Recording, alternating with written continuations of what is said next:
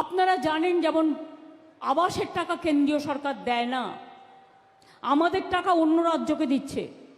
অন্য রাজ্যকে টাকা দিক, আমার আপত্তি নেই, কিন্তু আমাদের টাকা থেকে আমাদের টাকা তুলে নিয়ে গিয়ে আমাদের ভাগ কেন দেবে না? এটা বাংলাকে বঞ্চনা, এটা আমরা মানছি না। গ্রামীণ রাস্তার টাকা 3 বছর ধরে বন্ধ। গ্রামীণ আবাস প্রকল্পে 3 বছর আমরা পরপর 5 বছর ফার্স্ট হয়েছিলাম অল ইন্ডিয়ায়। গ্রামীণ রাস্তা প্রকল্পে আমরা 5 বছর ফার্স্ট হয়েছিলাম অল ইন্ডিয়ায়। 100 দিনের কাজেও আমরা পরপর 5 বছর ফার্স্ট হয়েছিলাম অল ইন্ডিয়ায়। তাই হিংসার তো কোনো ওষুধ নেই, দিয়েছে টাকাটা বন্ধ করে। আর বলে বেড়াচ্ছ না চুরি করেছে, আমি মানে তোমার বড় বড় চোরগুলো বসে আছে উত্তরপ্রদেশে, রাজস্থানে, মধ্যপ্রদেশে, বিজেপির ডাবল ইঞ্জিন সরকারে, তাদের জন্য তুমি কি করেছো?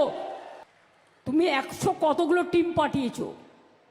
এখানে টিকটিকি কামড়ালেও কমিশন আসে, মহিলা commission, human rights commission, tribal commission, minority commission.